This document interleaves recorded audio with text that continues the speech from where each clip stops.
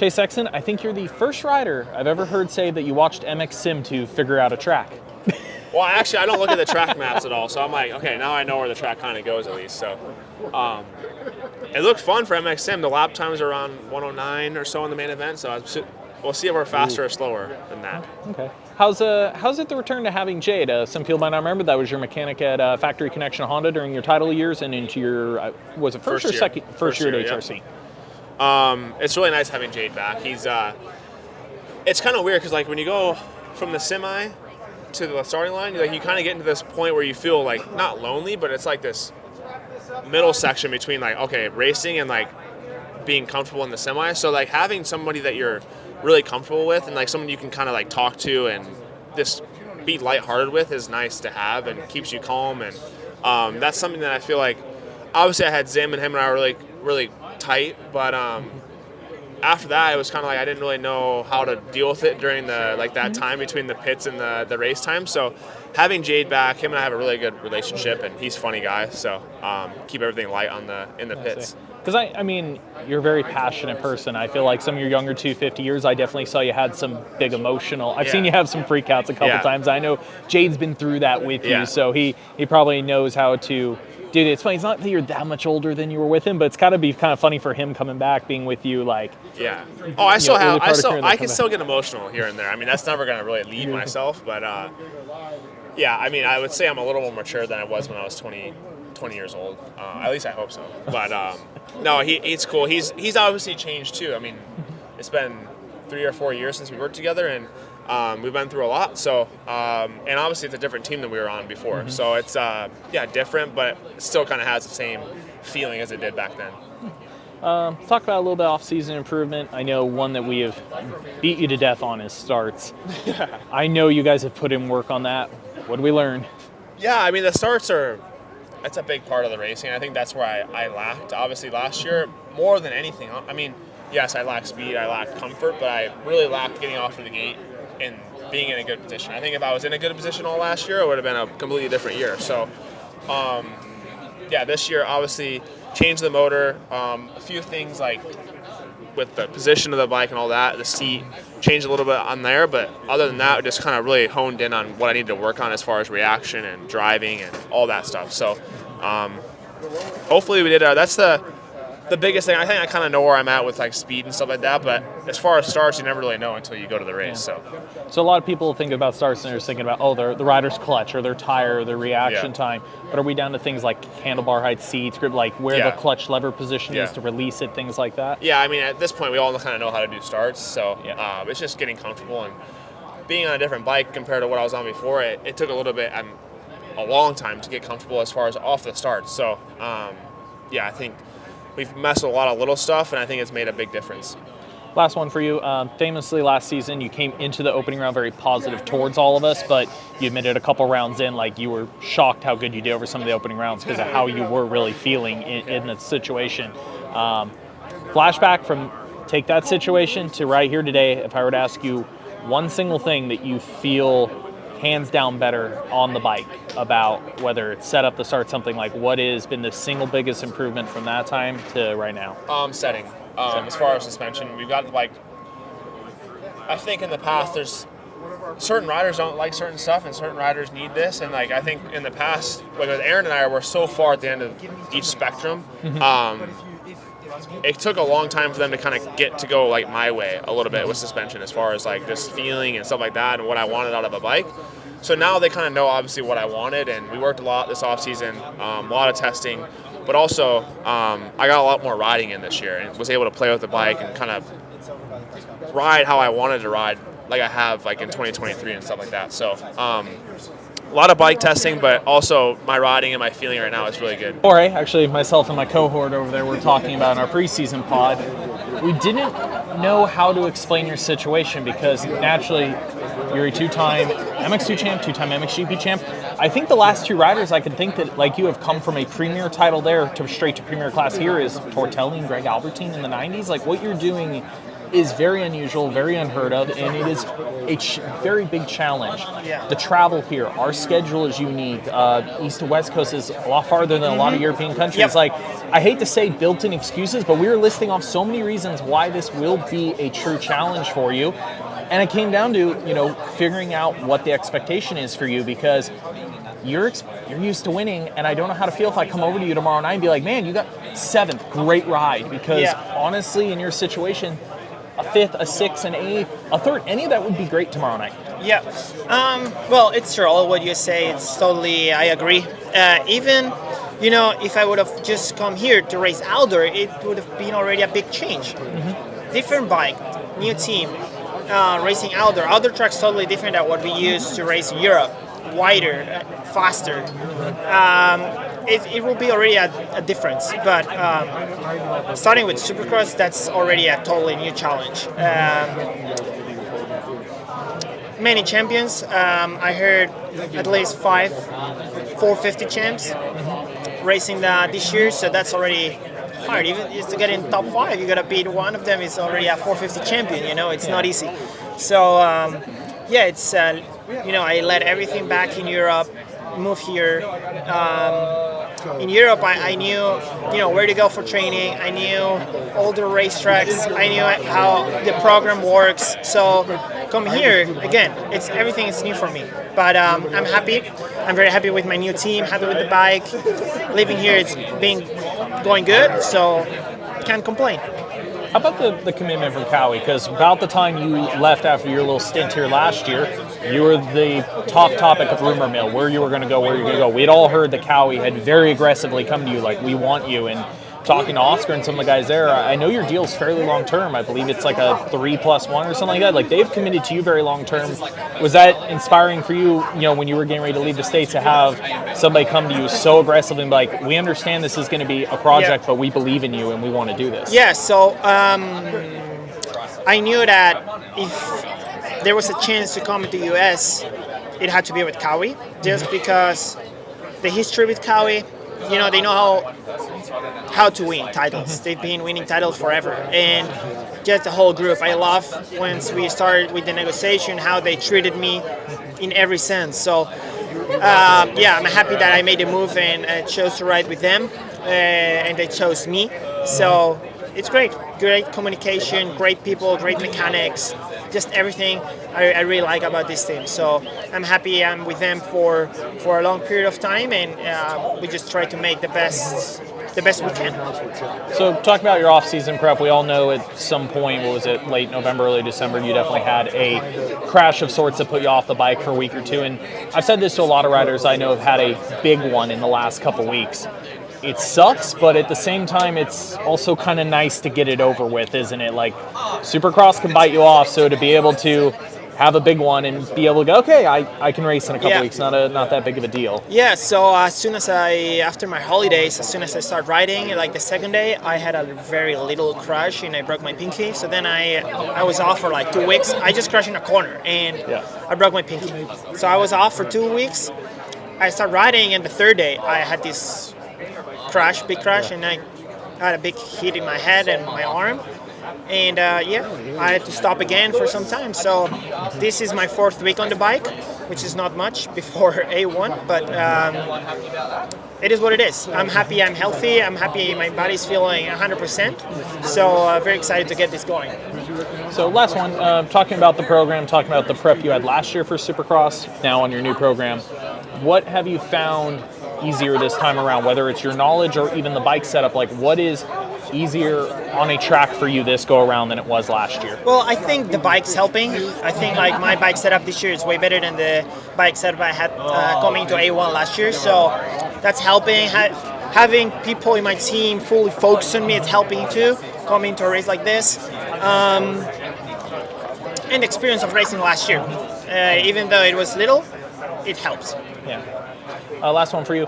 Where do you still personally feel like over these opening couple rounds, what do you identify there and be like, I know I can be better here in the next couple weeks? Where do we think we'll see the most improvement out of Jorge Prado over the opening couple rounds? I think everywhere. I think I still can make a lot of improvements on corners, rhythms, whoops. Just everything can get better. So like I said, I didn't have a super long preparation, so getting into racing will help get more speed and obviously more fitness and just everything. Actually, I apologize. One very simple one. Do you still have the GP style starting? 1 foot up, tall block? Or Yeah. Okay. Hopefully we get some whole shots here too. I definitely, your record in GPs is ridiculous for that. So let's just continue that into a nice new US era. Yeah, that's my plan. Hayden, you're one of the few in the 250 class that can control their own destiny in terms of coast. Most of the guys you're racing are here because of other riders on their teams are injured, other things. You're one of the few guys that can stand up, control their own destiny, pick your coast. For you, somebody that is going to be moving to the 450 class fairly soon that kind of knows their trajectory, do you pick coast based on just how you're feeling in the moment? Is it a long-term plan of like getting a certain amount of experience in each coast and where you are ready when you go to make that transition? Again, you're just different than your competitors in that regard. Yeah, 100%. I think it's just how much preparation I had. I was ready to go. I had a good preseason. I'm like, there's no point waiting any longer. There's like, I mean, if you're ready to go, there's no point in risking injury in the off season if you're ready to go race. So I was like, hitting the work. I'm ready to go. Let's go to A1. I'm not trying to dodge anybody. Like, there's no riders that I'm like, I'm gonna go to the East Coast because this guy's West. I'm not worried about that anymore. I think I made this statement outdoors in SMX. I could beat anybody. Supercross last year, I made a statement the last round, won the East-West shootout. So I think now it's just preparation. If you're ready to go, you're ready to go. And it was ready to go, so that's why we chose West. And then last one, if you can give us as much detail as you can. Again, you are one of the few riders in this class that you know where your trajectory is going to be. You know you're going to be making the transition soon enough, and there are certain steps you have to take to get ready. You're not just doing the same thing this year as you're doing last year, whether it's having Christian involved in your program, your fitness program, how you're preparing to eventually make that transition. Can you tell me, talk to us about it. What does it take to get ready for that transition? What steps are you making now to be ready for 2 years from now, 3 years from now when it's time to be in the big boy class? Yeah, 100%. This year I've really kind of went down into more detail of my riding, not just doing laps, advancing myself and how I ride a dirt bike, and that's kind of been my big thing. Obviously, I'm naturally talented and pretty raw on a dirt bike, so you don't want to go too away from what you know, but again, I do want to expand and get to that 450 class. You want to be a guy that can run up front. So obviously you're going to have to do a few things to get to that point, and that's kind of what I've been working on. And we just got to let it play out. I'm starting on an air fork this time around. So last year I was LSF, and then now I'm on the PSF. So that has been a significant change for me. And of course, we just got to go put it to the test. Yep. It was kind of short. One last one for you. This offseason, you went racing a lot. Yeah, you can't do that every year when you're in the early parts of your career. It burns you out. But, I don't know, has it been fun and different not to just do the normal boot camp crap? Yeah, it was very fun. It's very fun traveling around. Just going new places, man. It was super cool. Going to Canada, Australia, Abu Dhabi. Pretty amazing to see the rest of the globe. Similar conversation I just had with Eli Tomac. Kenny, careers end up being, I feel like, different for riders. In this modern era, it's not these multi-year, long-term contracts racing the exact same thing every year. Like, you probably had the early part of your career where everything was fun and fresh. The middle, where there's a grind to win titles. You've solidified yourself. You've had great success career.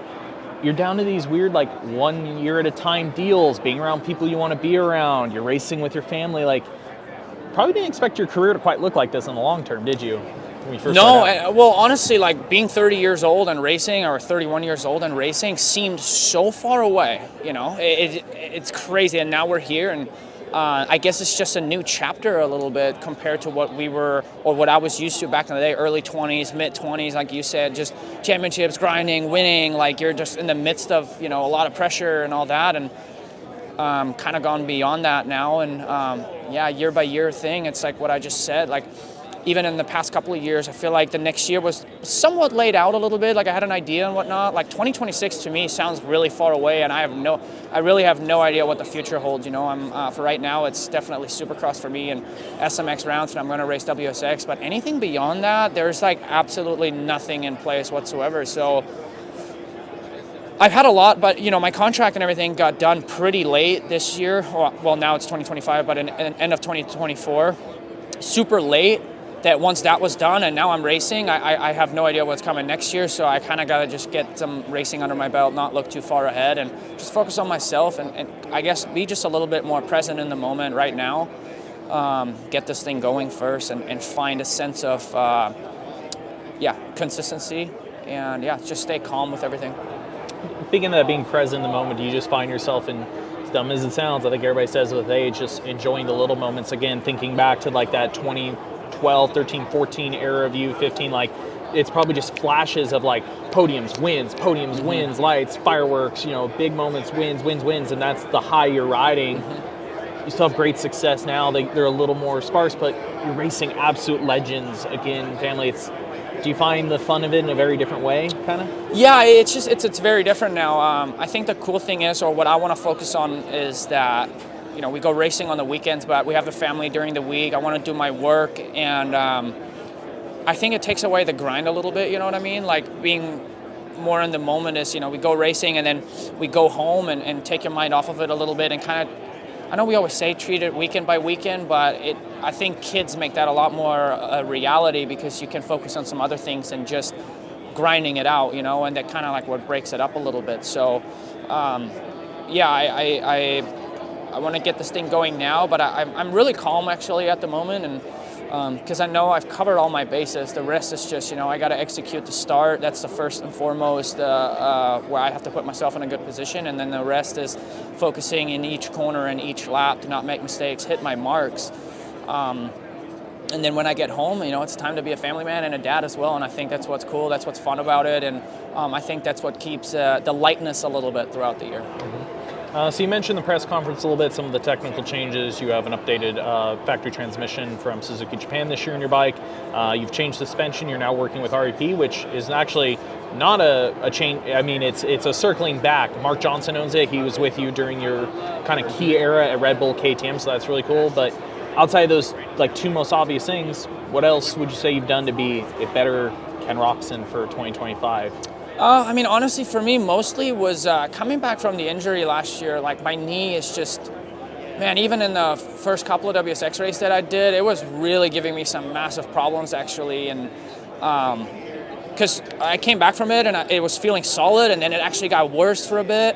So I think that was the biggest thing. I was a little unsure of what my knee was like in the beginning of the WSX races, so I had to kind of figure that out. And then once I came back was honestly just getting a little bit of consistency. And I went to, not Vancouver, I went to Australia having 1 day of testing with REP and Mark. And it's a very, very different style of dampening, and it just feels a lot different. So then I rode it 1 day and we went off to Australia, and I had to make some adjustments, but then you fly across a different continent, and then you're riding something that you're really not familiar with. And so it just was a little bit tough, and the more I rode it, the more I made some adjustments clicker-wise. Same in Abu Dhabi, so I got a little bit better, and then we did some more testing at home, and I feel like I finally was really starting to learn my motorcycle, and that is ultimately, I'm the kind of rider, I really need to know my motorcycle to be able to go really good. So I think it was just getting in some consistent work, because having a structure and some consistency and grind it out a little bit, it's what gives me confidence, and I felt my body changing, but also riding the same motorcycle. I haven't done any clickers of change or anything in the last few weeks, so that helps me out a lot going to a track and just knowing what my bike does.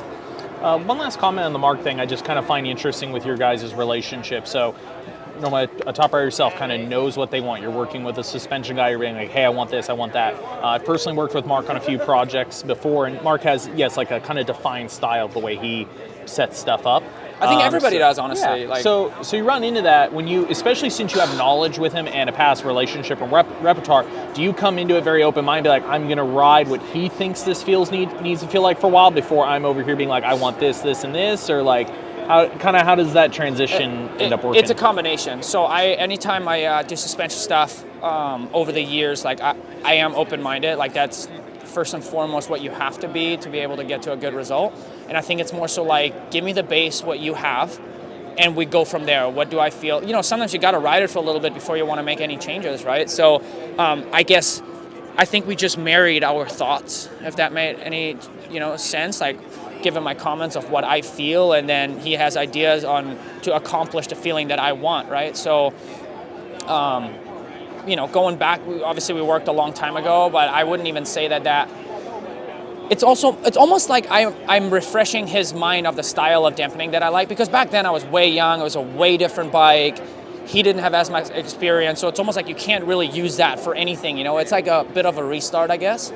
And I think we've done a really, really good job, and I've been pretty impressed with just a few changes on what the motorcycle ended up feeling and because sometimes you make a change and then it's like way too much that direction, and it the shock completely collapses, or it's like too extreme, you know what I mean? But we have done a really good job of not doing that and making a change, feeling the difference, but not it completely throwing the motorcycle left field, you know what I mean? So it's really fun. And then of course, anytime you work with somebody new, even though I'm 31 years old and stuff, I'm still learning as well. I need to learn the person, I need to learn their dampening style, and he needs to learn me. And the good thing is, just having a lot of experience now, we can most of the time get to the final setting or a lot quicker than throwing a bunch of stuff at it. So